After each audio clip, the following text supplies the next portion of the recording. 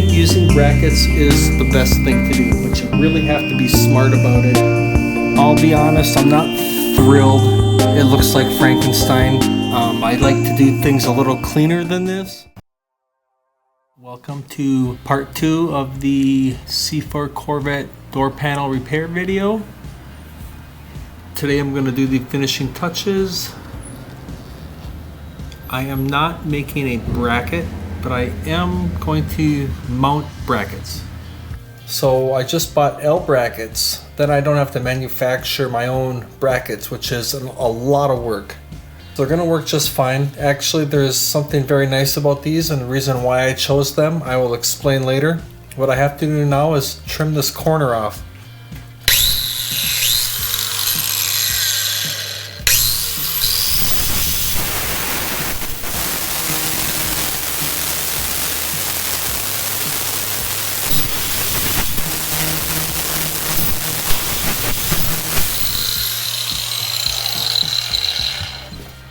So yes, I just took the corner off. It's pretty darn close. I am going to just do a little bit of work to it, not much at all. I'm just basically going to just round it.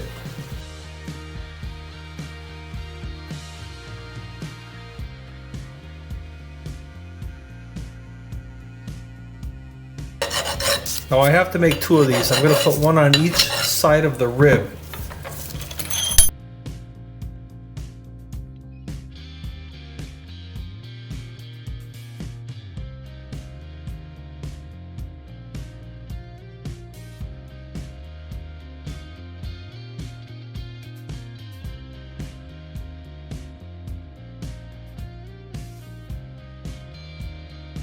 Alright, so I have my 2 matching brackets for the first rib, and the second rib is a different height.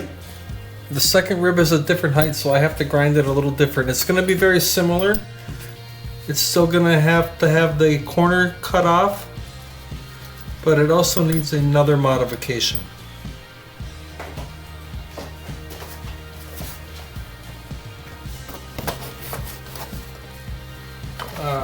I'm going to be cutting a little bit more here. I have to buzz this whole corner off. I suppose you can't even see that.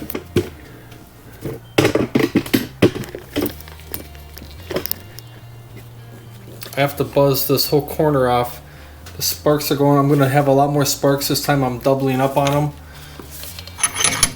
So I just put a piece of cardboard behind it.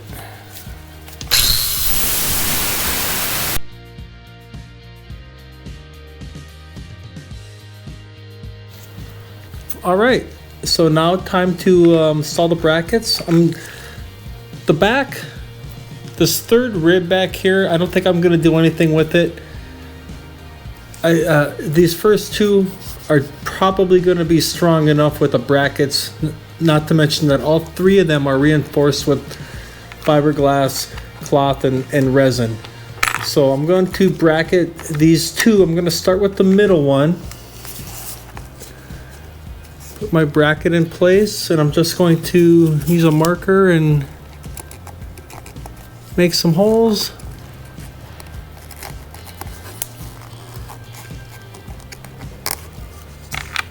Okay, so there's my 3 holes. All right, I had to get out my Harbor Freight angle attachment for my drill. It's pretty handy.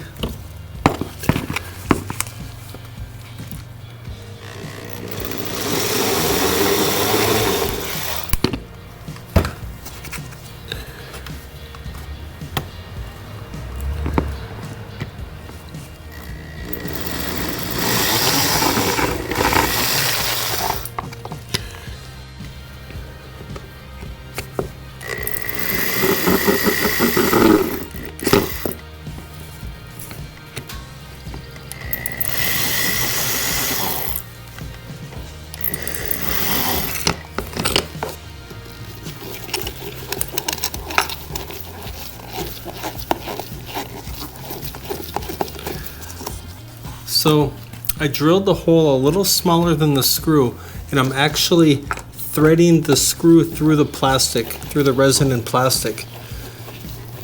And that's going to, what that's going to do is prevent any slop at all from the mechanical fastening. So if I drilled the hole and it was bigger than the bolt, there's always that little opportunity for everything to move. Just enough, whatever the slop in that hole is how much everything is going to move. So I drilled the hole a little bit smaller than the size of the screw going in it. And I'm basically, in a way, I'm tapping the hole to the threads.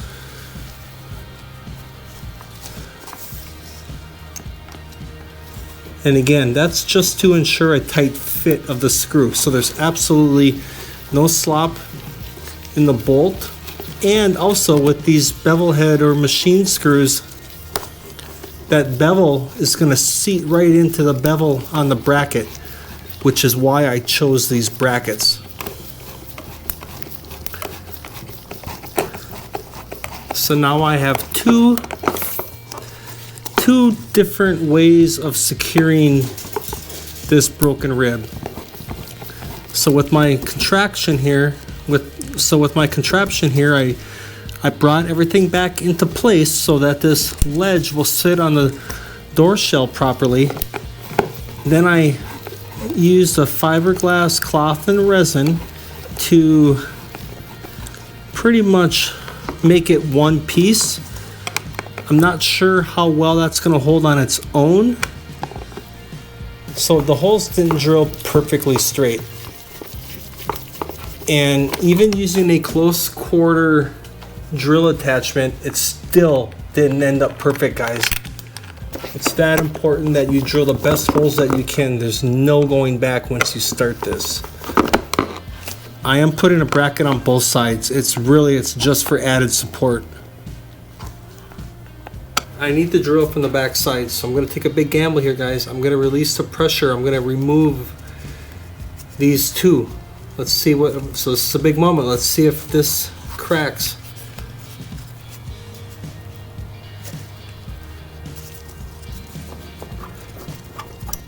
I'll just take this all the way off.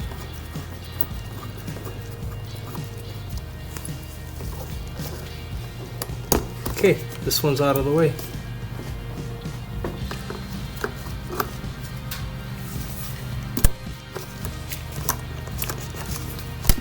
Okay guys, so I'm releasing the second one. I do not have a bracket on this one yet, so I'm going to keep this one on. I'm removing these so I have room to get in here with my drill to drill through the back side. I am not going to reinforce this one. It's just too small, but I don't think I need it. I think these two are having the most force on them, or the most stress put in them. This one I don't think is going to have any problem with these two supported.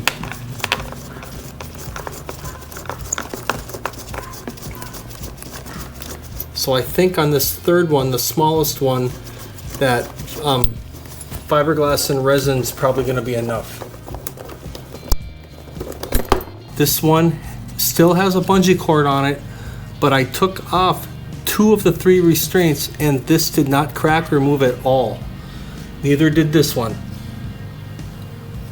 Now I can get in there to get in the back side and drill through my existing holes from the back side.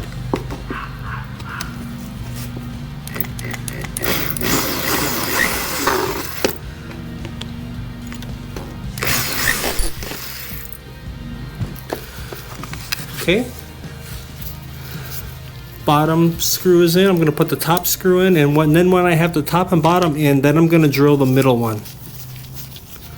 Look at that, it's just nice threads right in, perfectly drilled hole.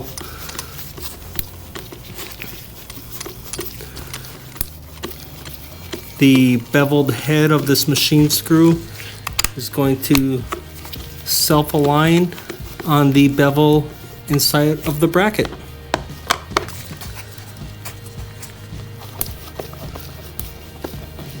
So now I'm just going to tighten the nuts onto these machine screws.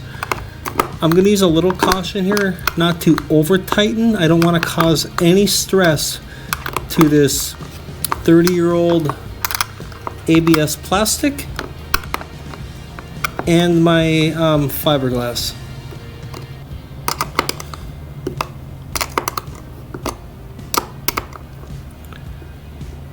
Okay, I think that's good. So let's release the third one. I don't hear any cracking or popping. I don't hear anything.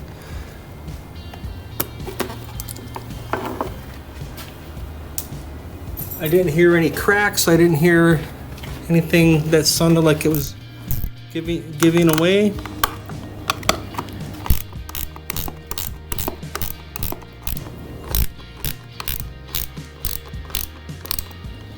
Okay, there we go, guys. That's it. That is a door panel repaired. All right, guys. So I'm going to break down everything. I'm going to break down my logic for all of this. So my belief is that in these corners, when it cracks, it allows this to kick out, and this lip does not sit on the door shell anymore like it's supposed to. So I believe if you want to properly fix a door panel so that it hangs back on your door, you have to bring this back into place. That's what I use the bungee cords for, and the turnbuckles, to bring this back into place. Then my original plan was just to fiberglass this and multiple coats. It was gonna be a lot more than what I did, but I was interrupted. I had to stop what I was doing, and now it's 7 days later, and I lost all my opportunity for the resin to bond with itself and just keep going and going and layering and layering. So I was kind of forced to do the brackets. I didn't want to go that route because I just did not want to take the time to fabricate a custom bracket. But then I realized I could probably use an L bracket. So these are 1.5" L brackets. I did have to slightly modify them down in the corners here. I think a lot of people are going to have an angle grinder like I did, so you should be able to do that, or a disc sander, a belt sander, a cutoff tool. Anything would help. If you just have a vise and a file, you could do it. It's going to take you a long time. But a mechanical fastener on top of the fiberglass and resin, I don't normally say 100% very often, but I'm 100% confident that this is a very, very secure repair. And I chose brackets that had chamfered or beveled holes, and I did that on purpose because I wanted to use a bevel head or a machine screw so that the beveled head is going to seat up with the chamfer of the bracket, and what that's going to do is eliminate any slop or any chance at all that there's a little play in here, and when there's vibrations in the road, it's going to allow this bracket to give, which could allow this to crack. So I think using brackets is probably the best thing to do, but you really have to be smart about it.